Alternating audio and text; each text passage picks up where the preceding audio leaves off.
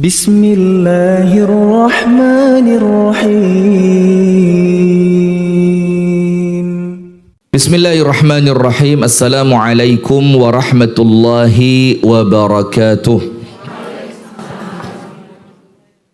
Ibu-ibu sekalian, jamaah Majelis Ta'lim Cinta Surga yang semoga kita bersama senantiasa dirahmati dan diberkahi oleh Allah.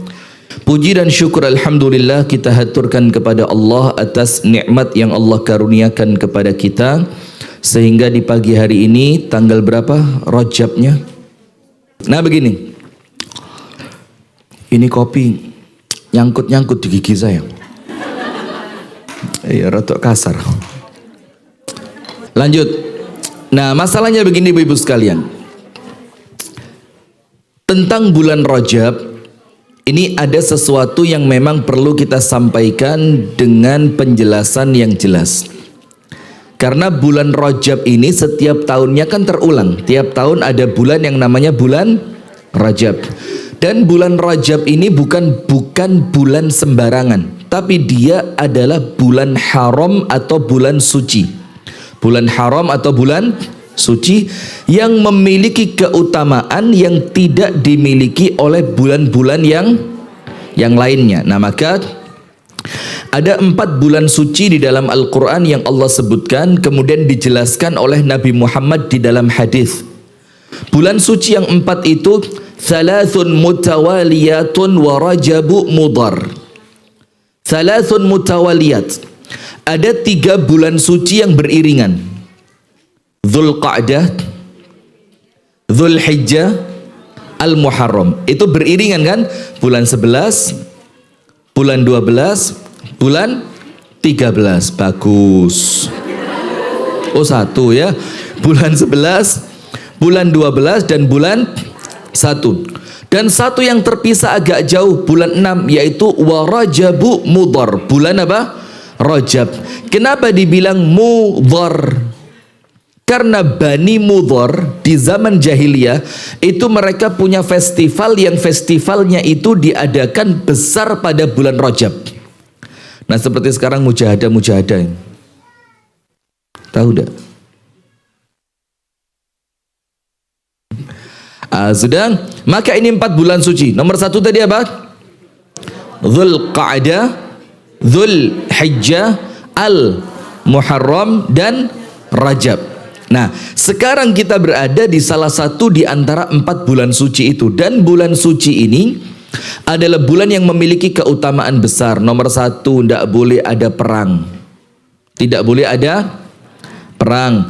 Kemudian kita disunnahkan memperbanyak ibadah. Memperbanyak ibadah. Dan ibadah salah satu yang paling dianjurkan untuk diperbanyak pada bulan suci itu adalah puasa. Apa? Nah, angkat tangan lagi yang puasa. Pamer. Hilang pahala Anda sudah. Dimakan aja kuenya, Bu. Ya Allah, yang manis kadung loh ya. Enggak loh, ditanya kan ya. Nah, maka salah satu ibadah yang paling dianjurkan, untuk mengisi bulan suci itu apa? Puasa. Maka Rasulullah mengatakan sum minal hurumi watruk. Puasalah pada bulan-bulan suci dan tinggalkan. Maka artinya puasa pada bulan suci diperintahkan oleh Nabi Muhammad, dan sesekali diperintahkan untuk meninggalkannya, berarti hukumnya bukan wajib tapi sunat. Nah, tapi ingat, untuk yang berpuasa, masuk lewat belakang, saya belakang muter sini. Itu santrinya Mas Dian, santri multimedia. Belakang, ya Allah, susah diberitahu. Iya, laki-laki loh padahal. Masa mau majelis perempuan? Di bawah umur, Bu, jangan dilihat di bawah umur. Kita ini sudah mateng ini. Ya. Sudah? Maka ibu-ibu sekalian, ada beberapa perhatian tentang bulan Rajab. Yang ini saya mohon ditulis ya Bu ya. Ditulis atau begini. Kalau hadiah nggih. Kalaupun tidak ditulis semuanya, saya mohon apa? Sekretaris majelis taklim, ini kan pengajian direkam live. Nanti panjenengan puter lagi, kemudian apa? Dirangkum khusus tentang bulan Rajab. Lalu apa? Di-share ke grup kajian Cinta Surga. Setuju ya? Karena ini penting. Mana sekretarisnya? Coba angkat tangan. Ibu Sevi. Bagus, pas, pinter nulis, Masya Allah. Bu Sevi, manfaatkan kecerdasan Anda ketika menulis untuk kebaikan. Jangan ghibah suami terus. Saya lihat tulisannya suami dighibahi terus, nanti ada apa-apa nyesel loh. Sudah, nomor 1 tentang bulan Rajab. Bulan Rajab adalah bulan suci, satu di antara 4 bulan suci. Ketika dia bulan suci, amalan apa yang diperintah? Secara umum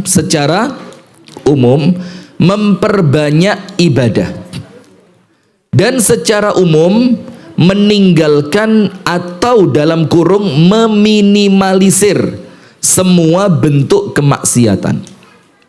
Apa Bu? Secara umum memperbanyak ibadah dan meninggalkan kemaksiatan. Salah satu ibadah yang paling dianjurkan pada bulan suci adalah puasa. Sip, itu nomor 1. Nomor 2, mengenai berpuasa pada bulan suci Rajab. Hukumnya secara umum adalah sunnah. Sesuai dengan hadis Nabi besar Muhammad sallallahu alaihi wasallam, "Sum minal hurumi watruk." Puasalah pada bulan-bulan suci dan sesekali tinggalkan. Itu perintah Nabi Muhammad untuk mengisi bulan suci, entah itu Dzulqa'dah atau Dzulhijjah atau Al-Muharram atau Rajab, diisi dengan memperbanyak puasa. Tapi ada catatan Ibu Nur Muhammad. Dengerin ya catatannya ya. Ada beberapa catatan. Nomor 1, hadis yang berbicara tentang berpuasa pada bulan Rajab, tanggal 1 keutamaannya ini, puasa pada tanggal 2 keutamaannya seperti ini, puasa pada tanggal 3 keutamaannya begini, puasa pada tanggal 4 keutamaannya ini, mendapatkan ini, 7, 8, 9 sampai terakhir. Itu hadisnya adalah hadis maudhu'. Maudhu' itu artinya palsu. Berarti apabila kita berpuasa tapi patokannya hadis tersebut yang palsu tadi, oh saya mau puasa pada tanggal ini karena keutamaannya pas untuk saya seperti ini, itu malah tidak dianjurkan. Justru kita khawatir karena dalil yang menjadi patokan ibadahnya tidak kuat, maka khawatir puasanya malah tidak mendapatkan pahala. Berarti kalau puasa dalilnya apa? Ya sudah, dalil yang pertama tadi, keumuman perintah memperbanyak puasa pada bulan suci. Berarti bagus tidak puasa pada bulan Rajab? Sangat bagus. Itu catatan yang nomor 1. Catatan yang nomor 2 tentang puasa Rajab. Bolehnya menggabungkan niat. Bolehnya menggabungkan niat. Apa maksudnya? Ibu-ibu kan rajin puasa Ayyamul Bid kan? Puasa Senin Kamis, atau bahkan mungkin sebagian ada yang rajin puasa Daud. Saya yakin karena memang saya akui di mana-mana tempat kalau puasa itu yang jagoan ibu-ibu. Masya Allah, tabarakallah. Semoga sama Allah diterima puasanya. Amin. Sesuai dengan kemampuan untuk hibah itu loh. Jadi seimbang. Mari diangkat, dijeret no ya Allah. Sudah, maka ibu-ibu sekalian, apa yang terjadi? Karena memang puasa ini adalah amal ibadah yang paling kuat, itu mayoritas perempuan. Masya Allah, sudah. Maka menggabungkan niat artinya apa? Ketika Anda sedang puasa Senin atau Kamis, maka didobel pahalanya dengan niat puasa bulan suci Rajab. Berarti Anda dapat berapa niat? 2. Senin Kamis dapat, puasa bulan suci Rajab juga dapat. Maka puasanya 1, pahalanya berapa? Dua. Yo dapat pahala puasa Senin Kamis, yo dapat pahala puasa Rajab. Kalau Anda lagi pas Senin Kamis, qadarullah bertepatan dengan tengah bulan Ayyamul Bid, kok juga pas dengan bulan Rajab, maka Anda gabungkan berapa? 3. Senin Kamis, Ayyamul Bid, Rajab. Berarti 1 kali puasa Anda dapat pahala berapa puasa? 3. Nah, dan yang lain selama puasa yang Anda lakukan adalah puasa yang hukumnya sunnah. Itu catatan kedua. Berarti memperbanyak niat ketika puasa. Kalau pas Senin, yo poso Senin juga puasa sunnah Rajab. Kalau pas Ayyamul Bid, yo puasa Ayyamul Bid plus niatnya puasa sunnah Rajab. Kalau pas Anda puasa apa lagi? Daud, ada ya, jujur, mohon maaf ya, ini bukan untuk riak, untuk nyemangati aja. Ada nggak yang sudah istiqomah puasa Daud coba?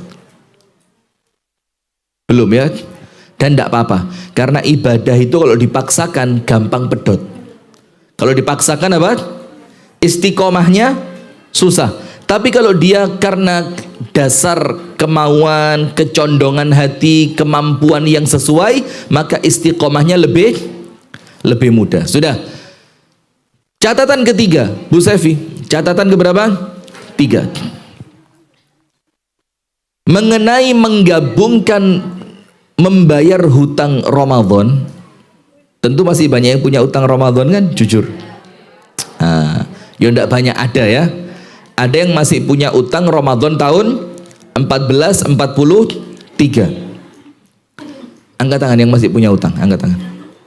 1, 2, 3, 4, 5, 6. Sebelah sini tidak ada? Sudah bayar? Sudah? 7. Sudah bayar? Sudah?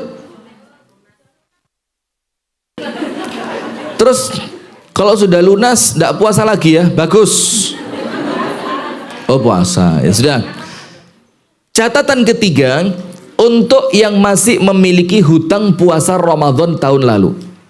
Catatannya begini, tulis tanda tanya, bolehkah menggabungkan niat membayar puasa Ramadan yang wajib dengan digabungkan dengan puasa sunnah? Boleh atau tidak?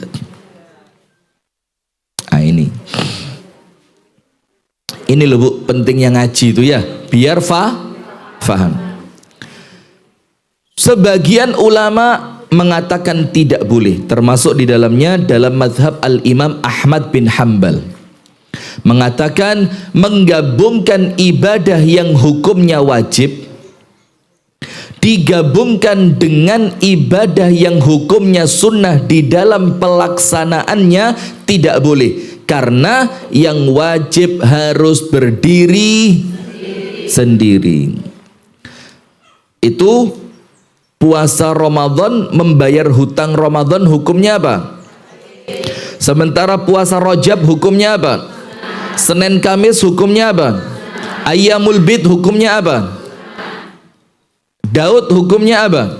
Sunnah. Puasa Daud hukumnya sunnah. Maka dalam sebagian mazhab Imam Ahmad bin Hanbal dan ulama-ulama yang lain dilarang menggabungkan yang wajib dengan yang sunnah. Maka kalau niatnya membayar hutang puasa Ramadan harus berdiri sendiri, tidak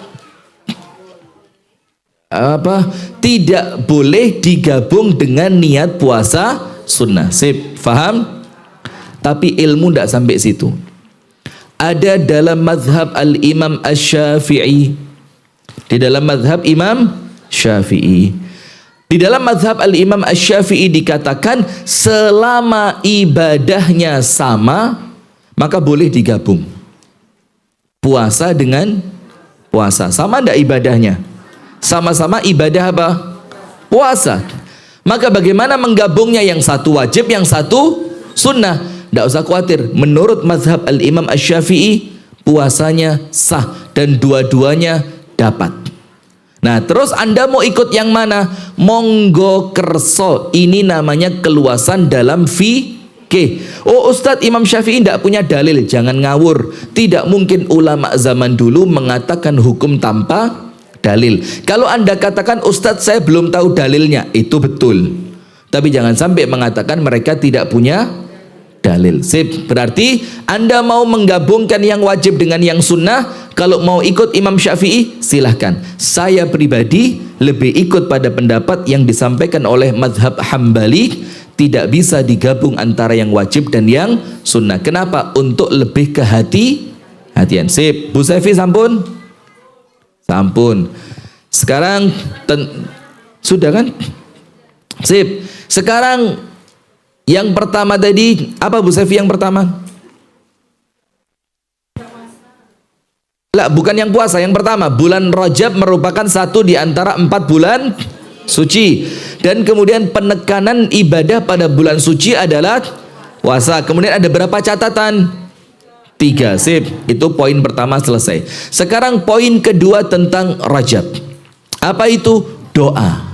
Allahumma barik lana fi Rajaba wa Sya'bana wa ballighna Ramadhana. Diamalkan enggak doa itu? Insyaallah.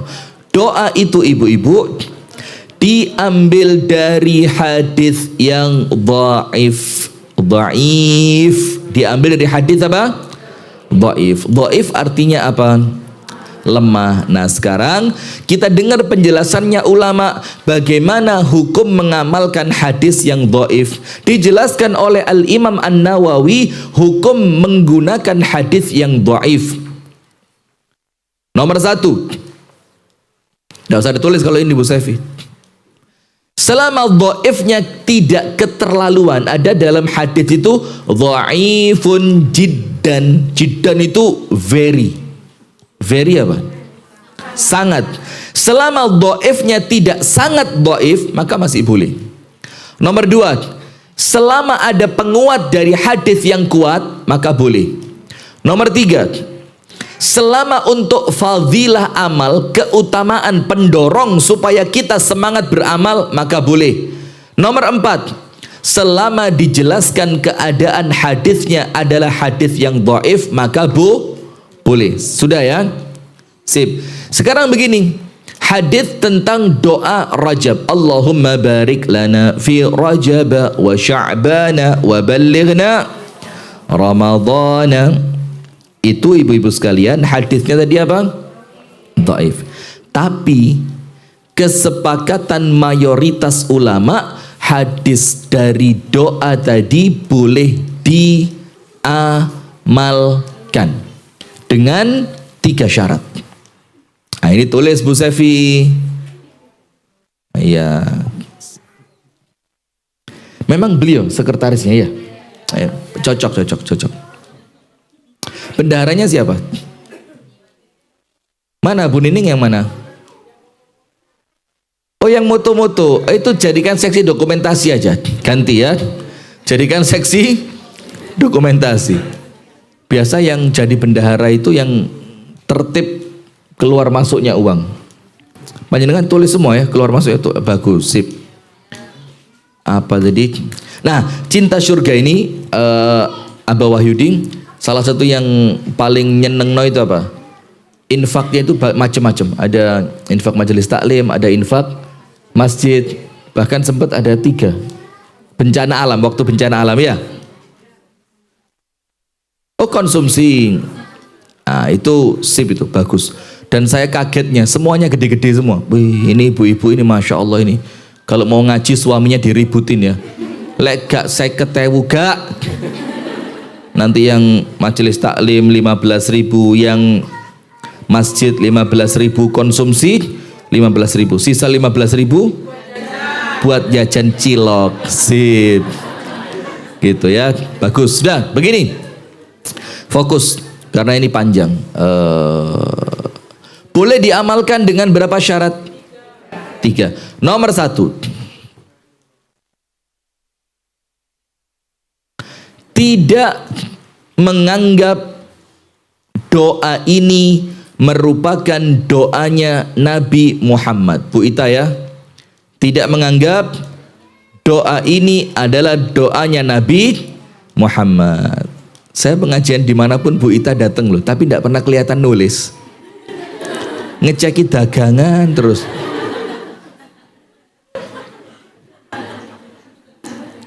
Bu Ita ya, Bu Ita ini kalau ngaji dapatnya banyak. Yo ilmu dapat, payu yo dapat. Alhamdulillah, bagus. Dan saya dari awal-awal ngaji dulu, mesti saya sampaikan sama teman-teman, kalau ada teman yang jualan seneng nawati nih. Dengan cara apa? Beli. Saya lupa lagi apa ini saya mau ngomong tadi. Jangan menganggap doa itu adalah doanya Nabi Muhammad. Kenapa? Karena memang hadisnya apa? Dhaif. Kalau hadis yang dhaif itu belum pantas atau belum sampai derajatnya bisa disandarkan kepada Nabi Muhammad. Jadi amalkan aja tanpa Anda meyakini hadis ini merupakan doanya Nabi. Nomor 2, jangan menganggap doa ini lebih baik dibandingkan doa yang lain. Tidak ada anggapan atau bahkan keyakinan bahwa doa ini lebih baik dibanding doa yang lain. Kenapa? Karena memang dari awal dia hadisnya hadis yang dhaif. Saya punya 3, 1, 2, 3, 4, 5 buku hadiah. Surga turut, neraka jangan ikut. Menyelami wasiat Nabi untuk para istri. Nur Muhammad, buat Anda ini. Menyelami wasiat Nabi untuk para istri. Punya suami enggak? Mbak? Ganti. Milih aja, milih. Suami, belum ada suami? Sudah? Insya Allah segera dapat setelah ini. Pilih sendiri. Sudah, mau yang mana? Semuanya juga boleh. Mboten tahu diri. Nggih, parenting mawon, matur suwun. Ini. Anda mau yang ini? Menyelami wasiat suami untuk istri? Sudah. Nanti dulu, sabar ya. Begini. Nomor 1, apa syaratnya? Jangan menganggap doa itu doanya Nabi Muhammad. Nomor 2, jangan menganggap doa itu lebih baik dibanding doa yang, karena derajatnya sama. Kalaupun dikatakan dari hadis, hadisnya apa? Dhaif. Yang nomor 3, tidak menganggap orang yang tidak mengamalkannya dengan anggapan meninggalkan sunnah. Faham Bu Sefi? Jadi kalau ada orang yang meninggalkannya, jangan dianggap meninggalkan sunnah. Karena memang hadis ini sendiri tidak kuat untuk disandarkan kepada sunnah Nabi. Faham? Sip. Itu berapa syarat Bu Sefi? Sekarang pertanyaan, kenapa kok boleh diamalkan? Padahal kan bukan hadis Nabi. Atau kalaupun dikatakan hadis, hadisnya dhaif. Kok boleh diamalkan? Ayo, bagaimana jawabannya? Doa itu baik. Terus penyemangat ibadah. Terus wis, saya kasih hadiah. Ayo. 1, 2, 3, 4. Yang bisa jawab sesuai yang saya inginkan tak kasih 4. Ingat loh ya, sesuai yang saya inginkan. Jadi terserah saya. Ya terserah saya. Angkat tangan. Silakan. Meningkatkan iman, bolehlah 1. Cari yang tipis saja. Panjenengan suami masih ada? Ibunda para pengubah wajah dunia. Ini cocok ini. Jadi anak-anaknya mengubah dunia. Panjenengan monggo. Insya Allah anak-anak panjenengan menjadi perubah dunia yang menjadi lebih baik. Amin. Putranya berapa? Cuma 2. Ya sudah. Panjenengan pilih aja lah. Pilih. Mau yang mana panjenengan? Loh, monggo panjenengan pilih saja. Nggih, sami-sami, jazakumullah khair. Sudah. Begini Bu, saya jawab biar tidak makan waktu terlalu panjang. Kenapa boleh? Nomor 1, karena keumuman perintah berdoa. Ada tidak dalil umum yang menyuruh kita banyak berdoa? Ada. Al-Quran ada enggak yang nyuruh Anda banyak berdoa? Ada. Wa qala rabbukum ud'uni astajib lakum. Kan itu perintah berdoa. Kemudian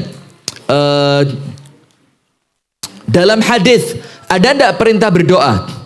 Ada. Rasulullah mengatakan man lam yas'alillaha yaghdhab alaih. Orang yang tidak mau berdoa, Allah murka sama dia. Nah, berarti ada keumuman perintah di dalam Al-Quran dan keumuman perintah di dalam hadis untuk kita banyak berdoa. Nah, maka karena ini termasuk doa, masuk dalam dalil keumuman perintah berdoa. Nomor 2, kenapa dia boleh diamalkan?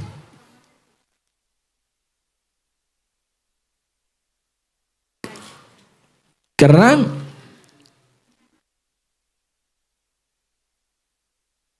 na'am barakallahu fik. Saya kasih yang ini aja. Kalau Anda perlu ini menyelami wasiat suami, ini perlu. Oh, ini buku dari Anda? Tahu saya. Saya tahu penerbitnya, orang datang ke rumah saya kemarin. Sombong sekali ya. Sudah begini. Kenapa? Karena berdoa itu sesuai kebutuhan masing. Dan di bulan Rajab Anda butuh enggak untuk doa ketemu Ramadan, panjang umur sampai Ramadan? Dan doa ini kan termasuk, maka boleh enggak? Boleh, karena tidak ada batas dalam berdoa selama doa itu untuk kebaikan. Betul? Nah, maka dengan itu doa Allahumma barik lana fi Rajab wa Sya'ban wa balighna Ramadan perlu untuk diamalkan. Sip, sudah. Sekarang yang ketiga tentang Rajab. Yang pertama tentang Rajab bulan suci dan puasa Rajab. Yang kedua tentang doa bulan Rajab. Yang ketiga tentang bulan Rajab. Atau hadiahnya mau dikasihin pendengar saya Dakwah TV yang live lewat YouTube? Coba dijawab lewat kolom komentar yang dengerin lewat YouTube. Mau dapat hadiah enggak? Kalau nggak mau nggak apa-apa, jangan dipaksa. Karena kalau hadiah lewat YouTube ini yang susah Pak, ngirimnya. Bukan masalah uangnya, SDO kaya, alhamdulillah. Ribetnya itu. Tapi tidak apa, kita punya Mas Arif ya. Mas Arif nanti tolong dicatat. Bagaimana YouTubers? Wih, keren. My subscribers. Sudah. Satu jawaban, satu hadiah kita kasih buat pemirsa YouTube. Siap. Nanti silakan dipilih oleh Mas Arif di kolom chat. Tulis alamat dan nomor WA. Alamat dan nomor WA, nanti insya Allah yang beruntung kita kirim satu buku. Apa tadi yang terakhir? Iya, tentang Rajab yang terakhir. Lah makanya saya juga lupa ini. Begini. Disebutkan oleh Al-Imam Ibnu Rajab Al-Hambali. Disebutkan oleh siapa Bu Sefi? Ibnu Rajab Al-Hambali. Al-Imam Ibnu Rajab Al-Hambali di dalam kitabnya Lataiful Ma'arif. Di dalam kitabnya apa? Lataiful Ma'arif. Dikatakan begini, Rajab bulan untuk menanam benih, masuk pluk. Sya'ban bulan untuk menyiram benih yang sudah kita tanam. Ramadan waktunya panen. Rajab nanem, Sya'ban nyiram, Ramadan panen. Maka dikatakan oleh para ulama, orang yang tidak menanam benih pada bulan Rajab, dia tidak akan mampu menyiram pada bulan Sya'ban, maka dia tidak akan panen amalan pada bulan Ramadan. Berarti untuk orang yang kepingin Ramadannya high speed, you know high speed? High speed, apa high speed? Gaspol remblong. Gaspol remblong, lari kenceng di bulan Ramadan. Tung. Orang lain baru juz 4, Anda sudah 30 juz. Wih, mantap. Bisa kira-kira? Insya Allah. Orang lain setelah sholat terawih selesai, tidak ada sholat lagi. Anda setelah terawih malam bangun, Anda sholat sunnah mutlak lagi. Bisa kan? Orang lain buka puasanya cuma ngasih 2 bungkus untuk tetangganya, Anda ngasih 200 bungkus. Amin ya rabbal alamin. Semoga Allah beri kemampuan. Amin. Sudah? Maka bagaimana caranya supaya kita bisa berlari kencang nanti pada bulan Ramadan? Ibadahnya ngepol. Ibadahnya apa?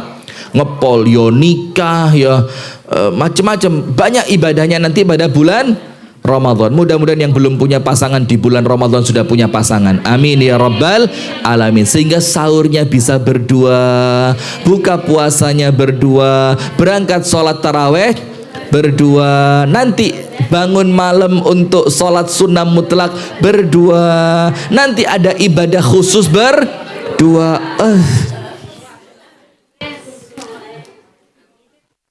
Amin ya rabbal alamin.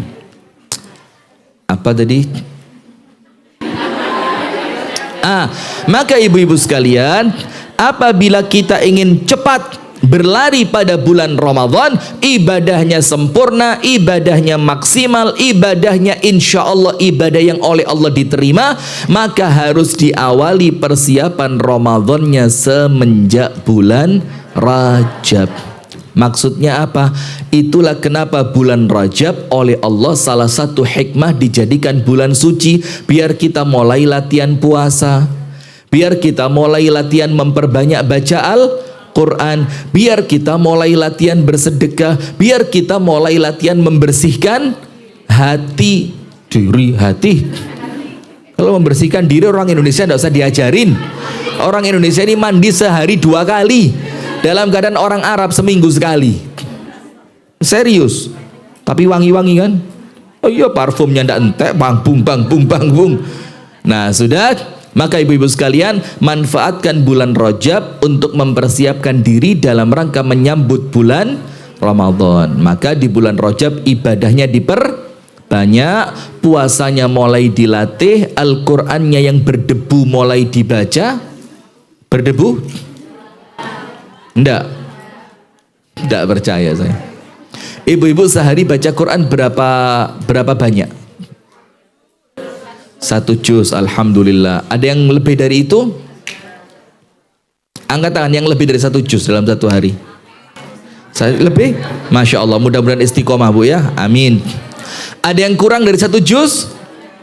Nah ini kompak ya, bagus. Ada yang tidak baca sama sekali? Masya Allah, sama sekali tidak baca ya? Enggak.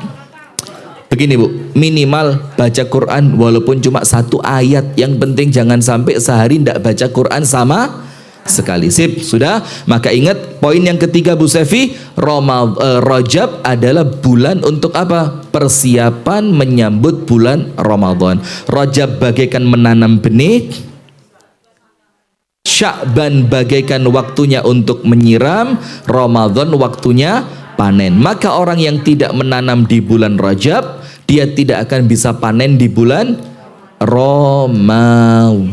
Sampun nggih? Sudah, itu tentang bulan Rajab. Ada pertanyaan tentang Rajab? Menikah boleh? Mana yang tanya? Enggak ada kok. Boleh nikah pada bulan Rajab? Bagus, karena dia bulan suci, ibadah maka ayo cepet. Yang mau niatan nikah dan calonnya sudah ada, kalau persiapannya sudah pas, nikah di bulan Rajab. Bismillah. Apalagi ada pertanyaan tentang Rajab enggak? Silakan. Punya utang Ramadan. Bagus. Sip. Ini bu, terjadi perdebatan di kalangan ulama, dan inilah fikih. Jadi jangan Anda kaget kalau ada orang yang berbeda dengan Anda, tapi perbedaannya pada masalah fikih. Tidak apa-apa. Fikih itu longgar. Ada keluasan untuk kita memilih. Karena apa? Karena memang agama Islam ini agama yang mudah. Tak kasih contoh. Nabi besar Muhammad SAW ketika haji, itu yang ikut haji bersama Nabi Muhammad itu macam-macam orang yang sebagiannya baru masuk Islam. Maka namanya orang baru masuk Islam kan masih panik ya kan. Lalu baru masuk Islam diajak berangkat haji, tidak ngerti ini, tidak ngerti itu. Maka banyak di antara mereka dalam hadis riwayat Imam Bu Yanti. Astagfirullah, kok ada hadis riwayat Bu Yanti itu loh. Ini ditahdzir loh sama nanti yang di YouTube ini. Bukhari. Astagfirullah. Ngaji sudah berapa lama, Bu? Kok ada hadis riwayat Bu Yanti kok? Hadis riwayat Imam Bukhari. Hadisnya sahih. Datang seorang laki-laki sama Rasulullah, tanya, "Ya Rasul, ini ketika haji loh, Bu. Saya tidak bisa begitu. Begini boleh tidak?" Apa kata Rasulullah? "If'al wala haraj." Lakukan, kamu tidak berdosa. Datang lagi orang yang lain dengan model yang berbeda lagi. "Ya Rasul, saya tidak bisa begitu. Saya bisanya begini." Apa Rasulullah katakan? "If'al wala haraj." Lakukan, kamu tidak berdosa. Datang lagi yang lain. Sampai berkali-kali orang datang dengan model yang berbeda-beda. Jawabannya Rasulullah cuma satu, "If'al wala haraj." Lakukan dan kamu tidak berdosa. Nah, ini menunjukkan masalahnya masalah apa sih? Fikih amaliyah. Kalau beramal monggo lah, tapi untuk urusan akidah harus gak boleh macem-macem, harus fokus. Sip. Sekarang begini, Ustadz, Ramadannya belum kebayar, tapi mau puasa sunnah. Ada dua pendapat ulama. Nomor satu, boleh. Kenapa? Karena batas bayar puasa Ramadan itu sampai datangnya bulan Sya'ban. Apa dalilnya? Ibunda Aisyah radhiyallahu anha itu mengatakan begini, "Saya punya hutang puasa Ramadan dan saya tidak membayarnya kecuali pada bulan Sya'ban." Berarti mulai Syawal dan seterusnya Ibunda Aisyah tidak membayar hutang puasa Ramadan, baru bisa bayar di bulan apa? Berarti Ibunda Aisyah mengakhirkan membayar atau tidak? Kalau itu tidak boleh, kira-kira dilakukan tidak sama Ibunda Aisyah? Tidak mungkin, berarti ada keluasan. Tapi Ibunda Aisyah menyebutkan alasannya, kenapa kok sampai aku bayar Ramadannya sampai di ujung bulan Sya'ban? Kenapa? Li syighali an Rasulillah, karena kesibukanku dalam melayani siapa? Suamiku, yaitu Rasulullah Muhammad Sallallahu alaihi wasallam. Nah, maka dengan dalil ini para ulama mengatakan boleh sunnah dulu walaupun Ramadannya belum dibayar. Loh Ustadz, nanti kalau keburu wafat utang Ramadannya belum kebayar, bagaimana? Hah? Ayo ya apa? Padahal hukumnya wajib. Ingat, utang Ramadan terbebankan kepada ahli waris. Ada seorang laki-laki datang kepada Rasulullah, "Ya Rasulullah, ibu saya wafat, dia masih punya utang Ramadan. Afa asumu anha? Apakah aku bayarkan puasa itu untuk membayarkan hutangnya?" Rasulullah bilang, "Kalau ibu kamu punya utang sama manusia, dibayar enggak?" Bayar. Maka hutang kepada Allah lebih utama untuk dibayar. Maksudnya apa? Disuruh mempuasakan. Apa mempuasakan? Menyengsa,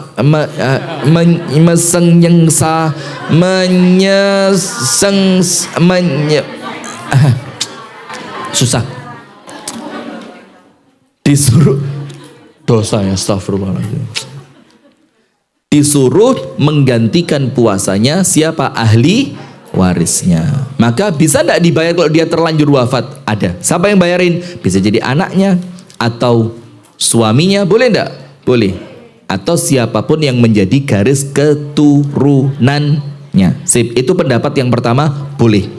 Pendapat yang kedua mengatakan tidak boleh. Kenapa? Karena wajib lebih utama dibanding yang sunnah. Dalam hadis, "Ma taqarraba 'abdi bi syai'in ahabba ilaihi mimma aftaradtuhu alaihi." Tidak ada seorang hamba yang mendekatkan dirinya kepadaku, yaitu kepada Allah, yang lebih aku cintai dibandingkan perkara yang wajib. Berarti kalau mau mendekatkan diri kepada Allah, mau cari pahala yang besar, yang paling utama yang apa?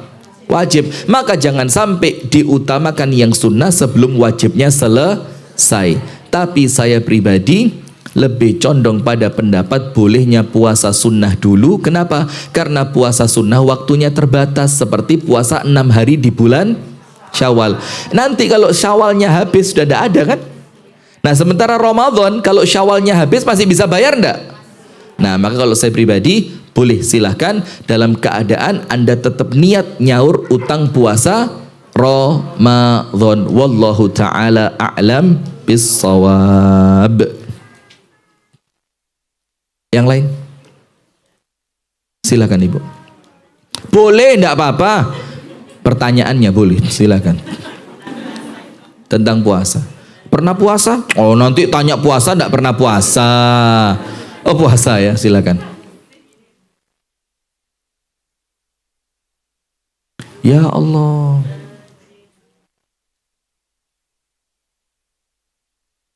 Naam.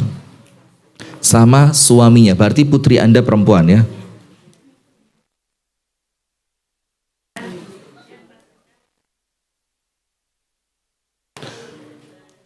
Pas nikah waktu itu hamil besar.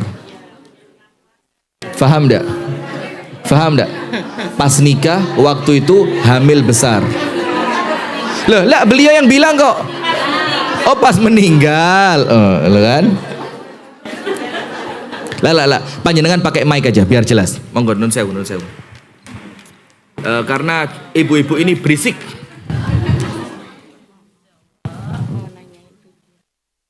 Assalamualaikum Ustaz. Saya mau menanya tentang putri saya yang almarhum udah meninggal 2 tahun yang lalu kena COVID. Waktu itu dia mau melahirkan Ustaz. Nah itu kan dia punya utang puasa. Kata suaminya udah dibayar dengan fidyah. Nah, apakah saya harus membayar? Apakah harus membayar utang puasa tadi atau gimana? Assalamualaikum warahmatullahi wabarakatuh.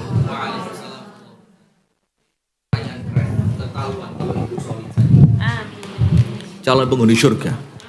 Amin. Mau cepat apa lambat?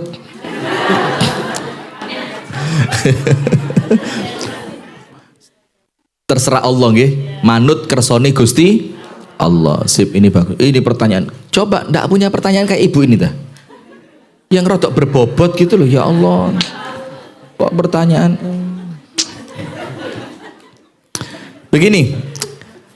Pertanyaannya, sebelum panjenengan saya jawab ya, saya doain panjenengan sama Allah dikasih pahala besar, putri yang meninggal oleh Allah ditulis mati syahid, kemudian bakal memberi syafaat kepada keluarganya kelak di hari kiamat, amin. Dan itu berlipat-lipat. Nomor 1 karena COVID, nomor 2 pas melahirkan. Putranya bagaimana? Lahir.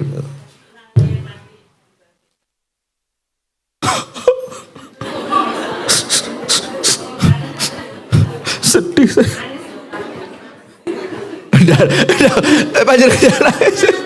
Astagfirullah. Enggak, bercanda saya.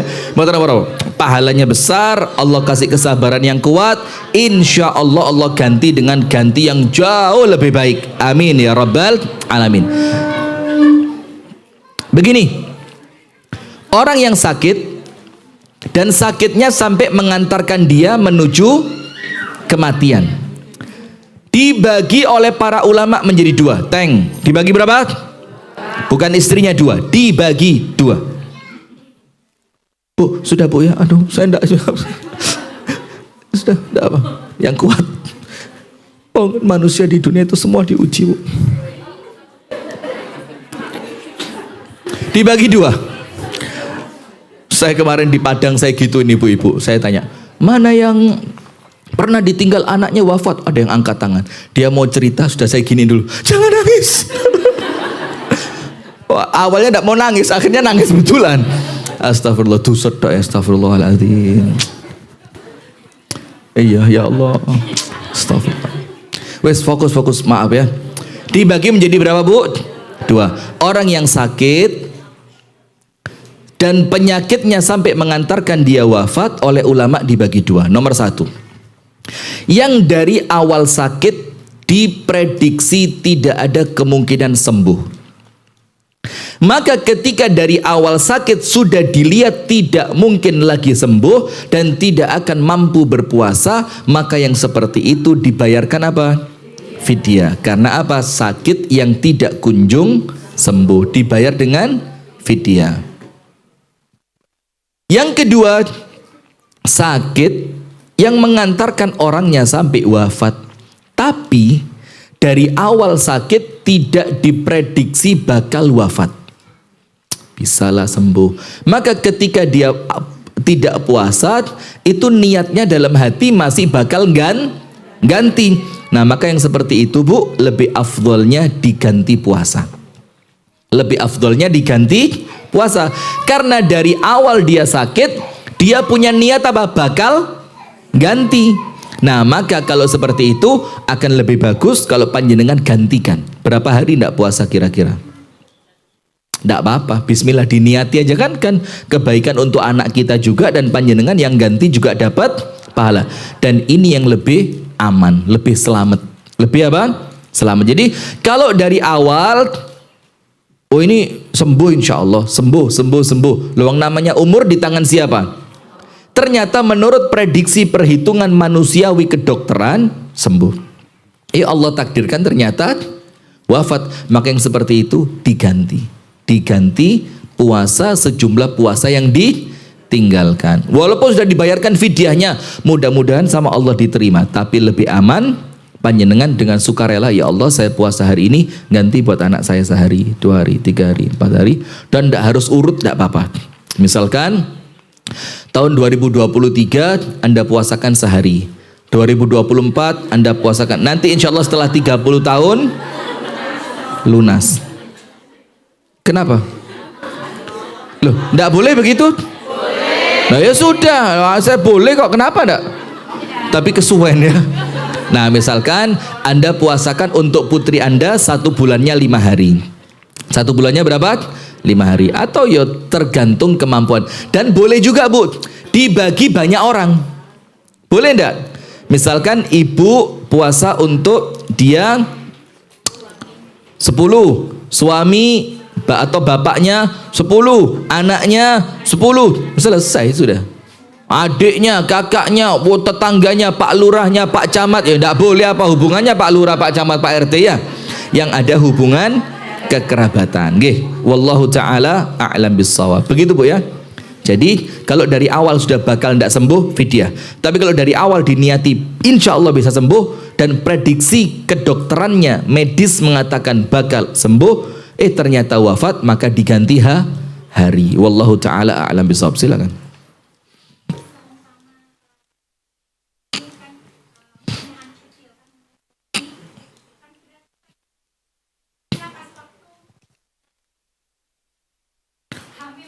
Bagus, masya Allah, luar biasa, top, takbir, Allahu Akbar. Ini pertanyaan gini. Sudah, tidak usah dilanjutkan, saya paham sudah. Ini perempuan calon penghuni surga, al-walud, metengan. Ini ciri-ciri perempuan surga. Loh serius, saya tidak bohong ini. Rasulullah kan ditanya, Rasulullah tanya sama sahabat, ala ukhbirukum binisaikum min ahlil jannah, mau ndak aku tunjukkan kalian perempuan kalian yang pasti akan masuk surga? Nomor 1 apa?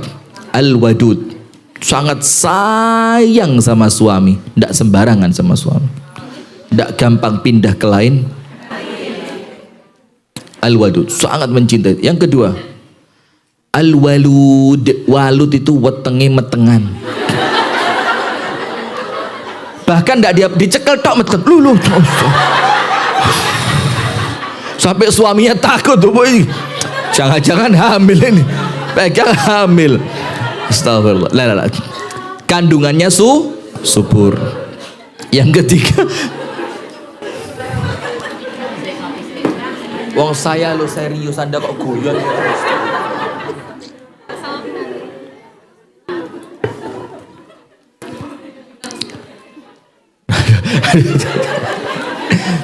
Panjenengan jangan ikut ketawa. Sudah.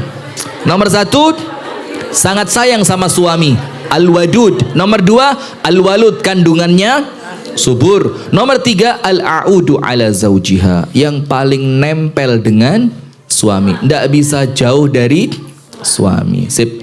Nah, maka salah satunya apa? Yang subur kandungan. Nah, maka kalau Ramadan tahun ini hamil tidak bisa puasa, Ramadan tahun depan menyusui, kalau puasa lemes, Ramadan tahun depan waktunya bayar ternyata hamil. Enak kan? Ya sudah, gak usah poso aja wis, lanjut aja, terusin aja hamil terus. Sudah. Ada pendapat ulama di sini sampai 7. Berapa? 7. Tapi saya ikut guru saya, Ustadz Abdullah Al-Hadrami. Beliau pakai pendapatnya Abdullah bin Umar. Abdullah bin Umar.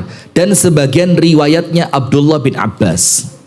Jadi Abdullah bin Umar dan Abdullah bin Abbas. Dan itu bukan pendapat yang lemah, pendapat termasuk yang, karena yang ngomong siapa? Abdullah bin Umar dan Abdullah bin Abbas. Perempuan hamil dan menyusui cukup membayar fidyah. Karena apabila diperintahkan untuk membayar puasa ganti hari, khawatirnya memberatkan, karena banyak di antara mereka yang tidak puasa sampai 1 bulan.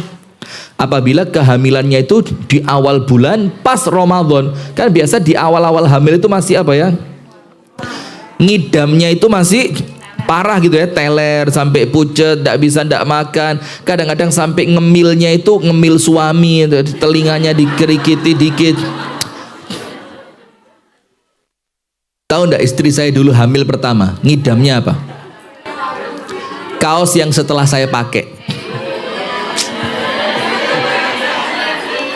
Jadi kaos saya sudah bau itu dia, jangan dicuci, harum. Hamil kedua saya diusir. Saya dekat,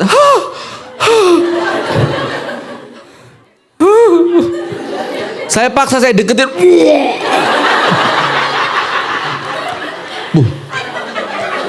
mangkel saya, jangan-jangan ada yang lain ini. Ternyata memang perempuan hamil kan macam-macam ya. Nah sudah, maka ibu-ibu sekalian, ada pendapat yang ganti hari ada, dan itu juga pendapat yang kuat. Tapi inna dina yusrun, agama itu mudah. Maka ikut pendapatnya Abdullah bin Umar dan pendapatnya sebagian dari ucapan Abdullah bin Abbas, perempuan hamil dan menyusui, ingat, yang tidak kuat puasa. Kalau kuat puasa ya harus puasa. Yang tidak kuat puasa maka menggantinya boleh saja, boleh hanya dengan fidyah. Begitu, dan itu pendapat yang saya pegang. Maka istri saya bayarin fidyahnya. Barakallahu fikum, wallahu ta'ala a'lam bissawab. Ada yang lain? Lah, sini dulu. Lah, nifas ganti hari. Nifas ganti hari. Karena nifas dihukumi sama seperti haid. Nifas dihukumi sama dengan haid. Wallahu a'lam bissawab. Kenapa jadi puasa? Silakan Ibu.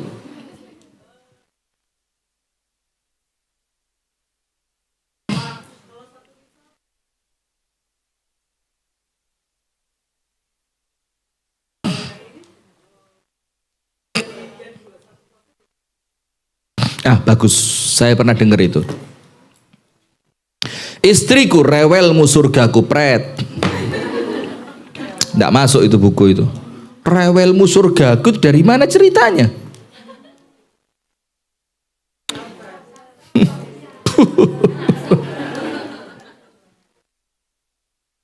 Panjenengan saya kasih buku yang ini, hadiah dari ibu-ibu cinta surga.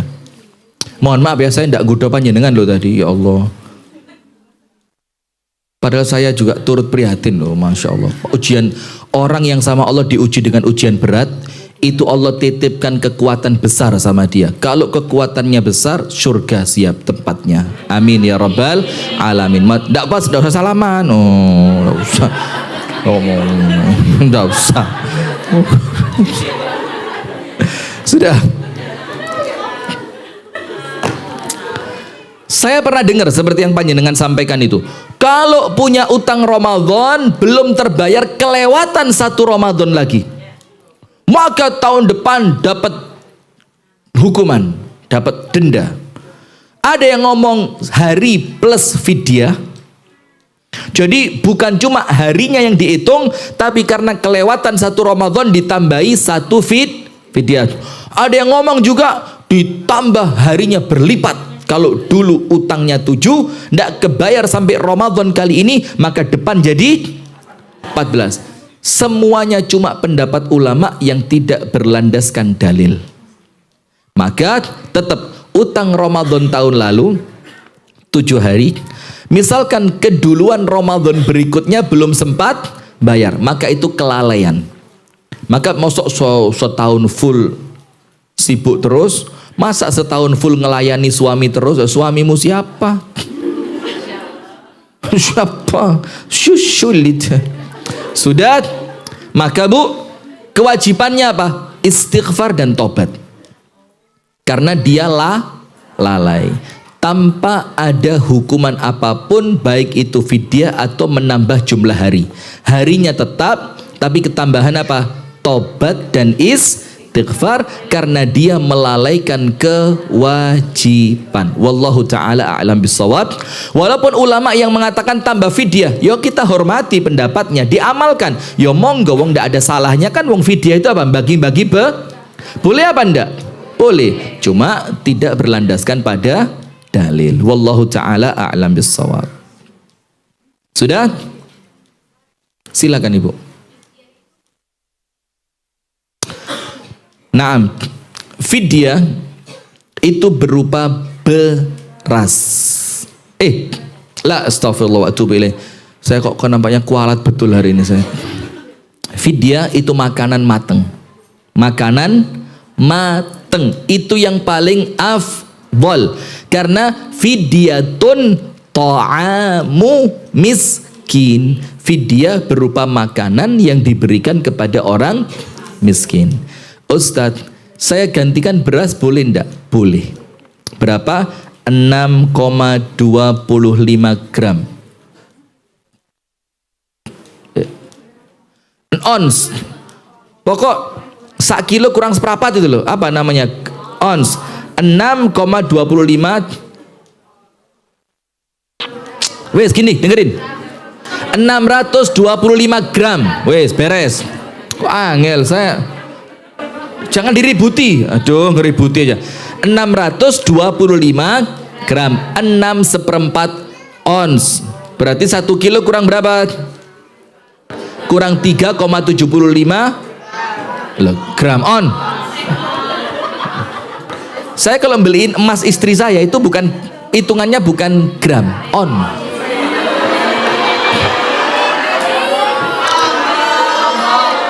Ngitungnya Pak 0,02 ons. Ya sama on tapi 0,02. Ya podo ae tadi ini gram ya. Sudah, tidak pernah istri saya alhamdulillah tidak ada yang suka emas. Bagus. Kecuali Mas Rifki.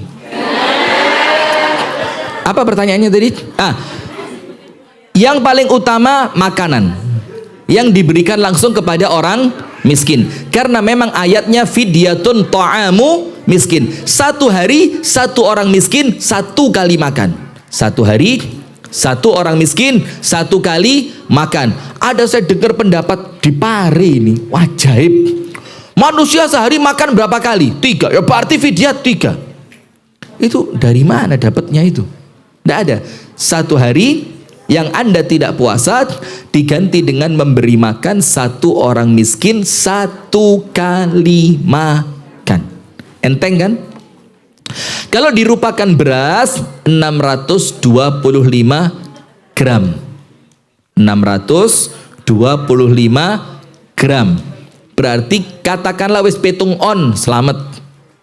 Digenapkan berapa? 7 ons. Kalau sampai 1 bulan ya 7 ons kali 30. Berapa? 21 kilogram. Kalau 1 bulan 21 kilo gampangane. 20 kilo wis cocok saja nih. Kenapa bahasa Indonesia ya? 20 kilo sudah cukup, cuma lebih mantepnya 21 kilogram. Diberikan kepada orang miskin. Dirupakan uang, ini debat di kalangan ulama. Ada yang bilang boleh, ada yang bilang tidak. Monggo. Wallahu taala a'lam bishawab. Sudah? Bagus. Dibayarkan tiap hari, satu hari satu boleh. Dibayarkan langsung hari ke-10, ngasih makan 10 orang miskin, boleh. Dibayarkan di awal kalau ketahuan bakal tidak bisa puasa, diawalkan langsung di awal ngundang 30 orang miskin buka puasa bersama. Bisa enggak? Bisa. Diundang ke rumah, kasih kambing guling satu, kambing guling satu, kambing guling satu, satu piring maksudnya, satu piring. Itu boleh. Di akhir boleh. Setelah Ramadan juga boleh. Tapi yang lebih utama kasih satu hari satu, itu lebih utama. Bebas seperti apapun boleh. Wallahu taala a'lam bissawab.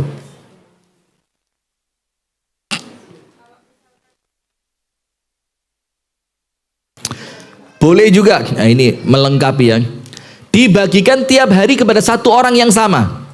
Karena Anda punya tetangga miskin, daripada orang lain kan lebih utama siapa? Tetangga dekat. Kasih sama tetangga dekatnya satu, besok lagi satu, besok lagi kepada orang yang sama. Boleh? Boleh. Boleh diberikan serentak 30 kepada 30 orang miskin yang berbeda. Boleh. Boleh juga satu orang miskin, ya sama balik lagi. Boleh, bebas, tidak apa-apa. Yang tidak boleh itu fidyah diberikan kepada orang mampu. Nggak, maka hati-hatinya fidyah itu apa? Karena fidyah itu standarnya ta'amu miskin. Jangan sampai fidyah dibagikan untuk buka puasa, ini rawan. Karena buka puasa yang memakan belum tentu orang. Paling enak apa? Panti asuhan yatim piatu. Aman sudah, aman. Atau Anda lebih kerja keras sedikit, cari di kampung. Pak, miskin ya? Loh kenapa? Lawang penerima raskinnya ditulis kok, keluarga miskin berhak menerima. Iya benda? Di rumahnya ditempelin enggak? Nah, maka kalau begitu, ya kan sudah ada tulisannya, kasih aja udah. Tapi nanya, miskin enggak? Miskin. Miskin sekali? Aduh, kesian kamu ya. Nih tak kasih nasi. Ini ikannya mahal. Apa isinya? Tempe tahu. Wallahu a'lam bishawab. Yang lain? Ya fakir yang panti asuhan tadi itu. Nggih. Kadang-kadang panti asuhan itu berlebih karena banyak orang Barakallahu fik. Ini dikasihkan pada orang lain yang orang kaya juga. nah, maka hati-hatilah, hati-hati. Termasuk kasus Jumber.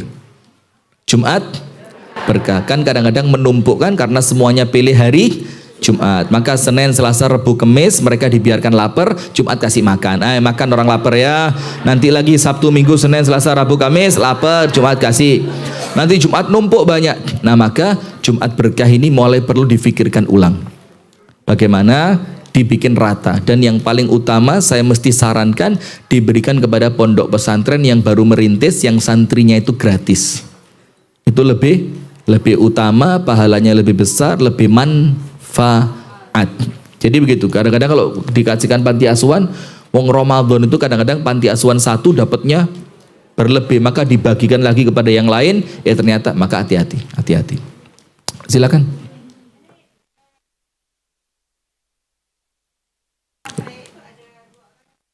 Nggih.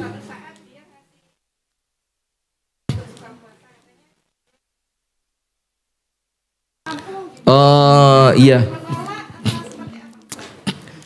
dilematis ya. Ditolak empane kok. Oh, iya sombong. Ini jawabannya Bu, ada jawaban hukum dan jawaban fikih dakwah. Faham enggak? Anda ngerti ya? Ada fikih dakwah. Fikih dakwah itu apa?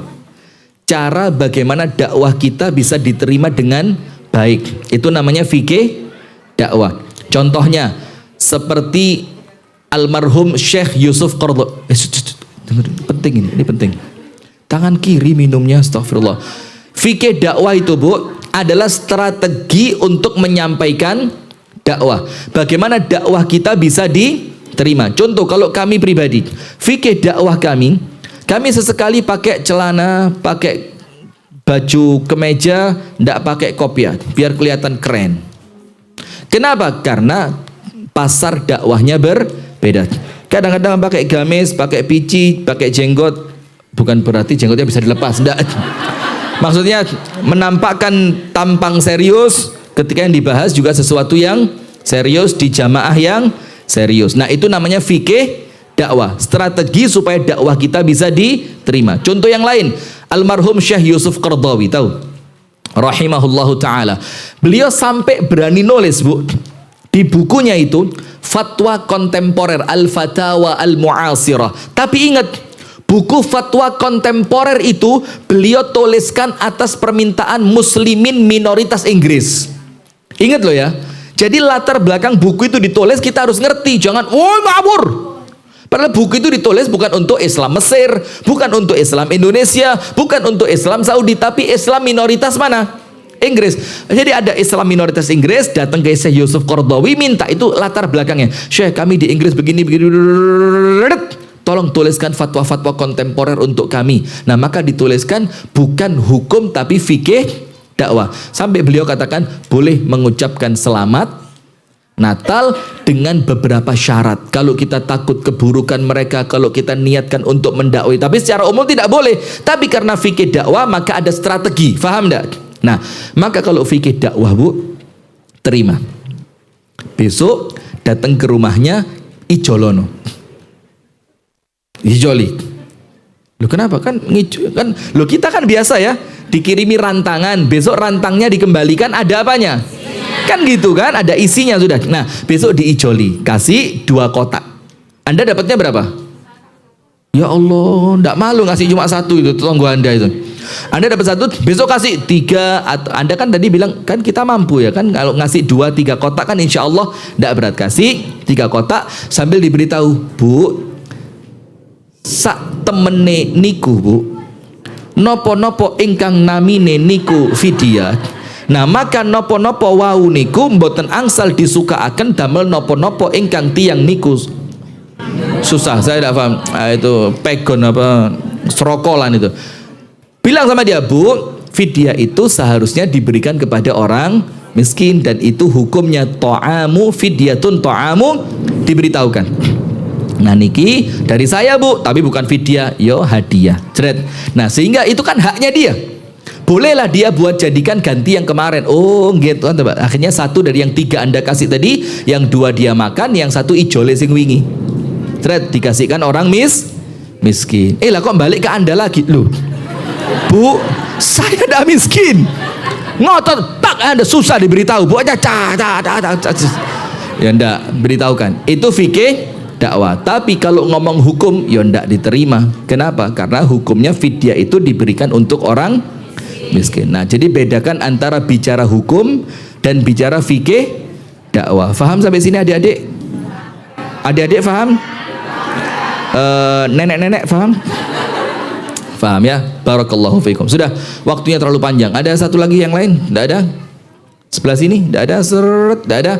Baik. Jadi pengajian kita hari ini tolong Mas Arif. Mas Arif mana? Di rumah nanti tolong thumbnailnya diganti, jadi judulnya bukan fikih wanita tentang yang haram dinikahi, tapi apa? Seluk beluk bulan Rajab. Diganti thumbnailnya seluk beluk bulan Rajab. Jazakumullahu khairan wa barakallahu fikum. Saya mohon maaf kalau ada ucapan-ucapan yang kurang berkenan. Ini diingetin sama umi saya ini. Aduh. Jadi umi saya kan aktif nonton YouTube sekarang, mulai keren sekarang. Jadi umi-umi zaman now sekarang. Kalau dulu itu mainannya ngulek sambel, gawe bumbu rawon, goreng gongso sambel. Sekarang udah mulai sampai abah saya bingung. Nah, umi saya itu ngelihat saya berkali-kali kalau ceramah suka ngerjain ibu-ibu. Yo poligami, yo nikah lagi, yo kadang-kadang bercandain seperti panjenengan tadi. Maka umi saya bilang, nak, lek guyon njaluk minta maaf. Kuatir ada yang ndak seneng diguyoni. Kuatir ada yang nerimanya salah faham. Maka di akhir minta maaf. Ya sudah, saya minta maaf. Kalau ada ucapan-ucapan yang kurang berkenan, hadiahnya lupa. Kalau ada ucapan yang kurang berkenan, nanti yang di YouTube kita kasih 1. Kita kasih untuk yang di YouTube, silakan Anda nanti lewat admin dihubungi. Ada satu buku buat Anda, Istriku Rewelmu Surgaku. Ini buat YouTube, yang ini buat yang di sini. Sudah, penutup terakhir, pertanyaan. Sebutkan merek mic yang saya pakai. Mic mahal. Ini untuk menghargai yang memberi. Ini yang ngasih Haji Hilmi, pemilik Masjid Namira. Ini mic seharga 30 juta. Dikasih sama beliau, mudah-mudahan manfaat. Apa merek mic-nya?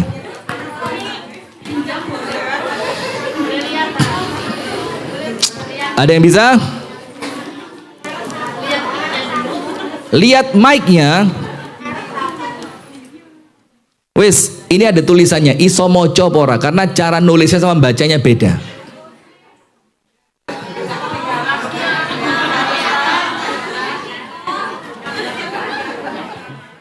Itu guyon saja. Sudah. Sebutkan salah satu tentang bulan Rajab. Angkat tangan. Salah satu yang Anda fahami tentang bulan Rajab. Silakan. Memperbanyak ibadah dan meminimalisir kemaksiatan. Jazakumullah. Surga turut, neraka jangan ikut. Melayani wasiat Nabi, menyelami wasiat Nabi untuk para istri. Barakallahu fiik. Sudah. Ini satu untuk YouTube ya. Semuanya ustadz yang di YouTube ngawur. Bisa rusak ini, bisa jual kamera kita kalau semuanya buat YouTube. Baik, barakallahu fikum. Saya mohon maaf kalau ada ucapan-ucapan yang kurang berkenan, kalau ada candaan yang keterlaluan. Ibu, panjenengan saya mohon maaf ya, tadi bercanda aja ya. Tapi ujian panjenengan memang berat, Bu. Susah. Ditinggal anak perempuan pas hamil, apalagi cucu dibawa besan. Itu susah itu. Subhanakallahumma wa bihamdika asyhadu an la ilaha illa anta astaghfiruka wa atubu ilaik. Assalamualaikum warahmatullahi wabarakatuh. Waalaikumsalam warahmatullahi wabarakatuh. Alhamdulillah.